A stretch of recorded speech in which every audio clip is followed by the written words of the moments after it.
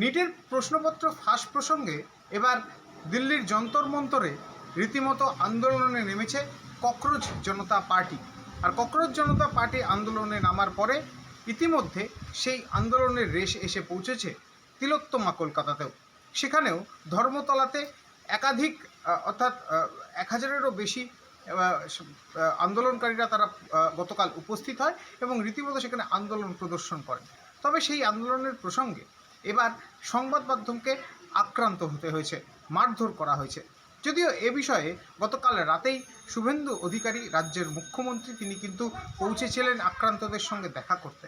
আর এবার নিটের এই প্রশ্নপত্র ফাঁস এবং তার সঙ্গে সঙ্গে এই ঘটনাকে কেন্দ্র করে রীতিমতো ক্ষোভ উগরে দিয়েছেন রানাঘাট লোকসভা কেন্দ্রের বিজেপি সাংসদ জগন্নাথ সরকার।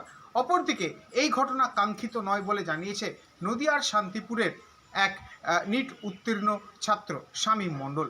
সে জানাচ্ছে আন্দোলন হতে পারে, আন্দোলনের গতিরূপ হতে পারে এবং সেটা শান্তিপূর্ণ হতে পারে, কিন্তু কোনোভাবেই প্রশাসন কিংবা তার সঙ্গে সঙ্গে সংবাদ মাধ্যমের ওপর আঘাত হানা একেবারেই বাঞ্ছনীয় নয় বা এটা কাম্য নয়। যদিও এ বিষয়তে শামীম জানাচ্ছে যে আগামীতে আন্দোলনের সেও যেতে চায়, কিন্তু সেটা শান্তিপূর্ণ আন্দোলন হোক, কারণ ভবিষ্যতের জন্য এই আন্দোলন দরকার।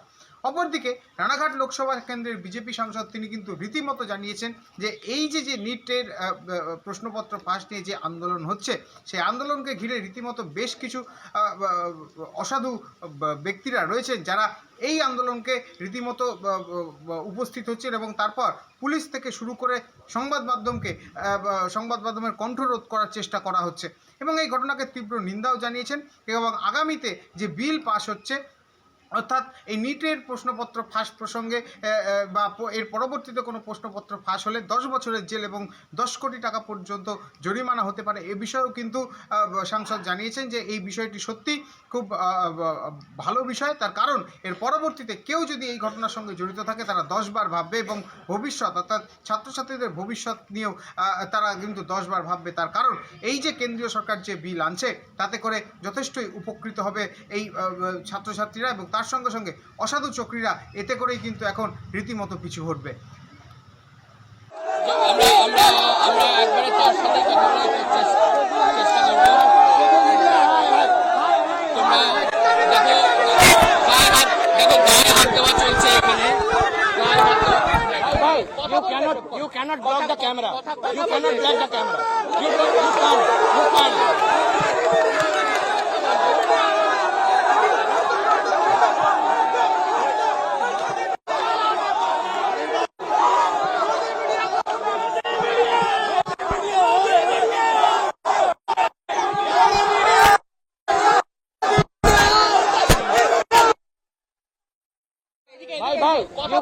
You cannot block the camera. You cannot block the camera. You can't.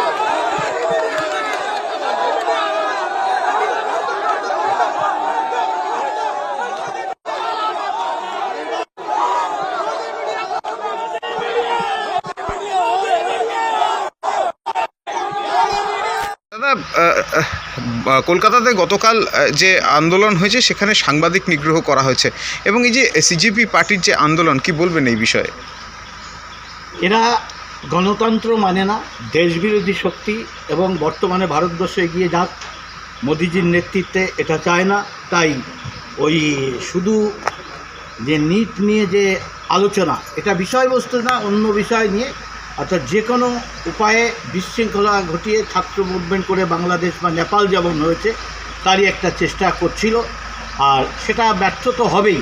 আর সেই কারণে সংবাদ মাধ্যম সঠিক খবর পৌঁছাক, বাস্তব তথ্য তুলে ধরুক, আর এটা চায় না তাই সাংবাদিকদের ওপর অ্যাটাক হয়েছে, মারধর করেছে বিভিন্ন জায়গায়।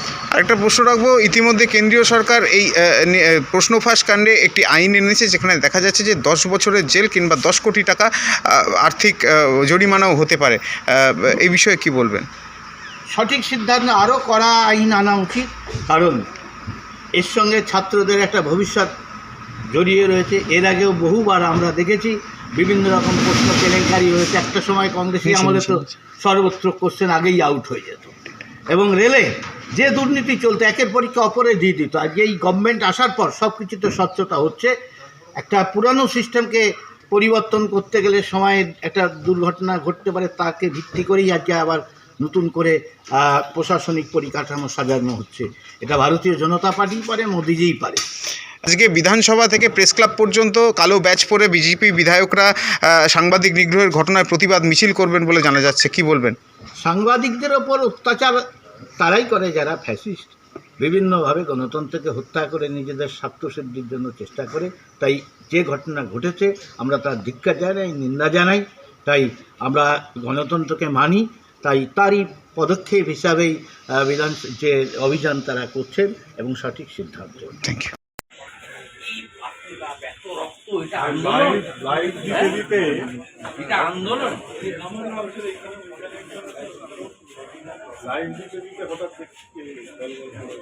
নিচের আন্দোলনে শুক্রবার ছাড় ছিল না, প্রাক্তন মুখ্যমন্ত্রী বলেছিলেন না শুক্রবার তো একটু হবে, চিহ্নিত করে রেখেছি। আপনার চিন্তা করতে হবে, চিহ্নিত করতে রেখেছি। পুলিশ আজকে যে ধৈর্যের পরিচয় দিয়েছে, আমার বলা ছিল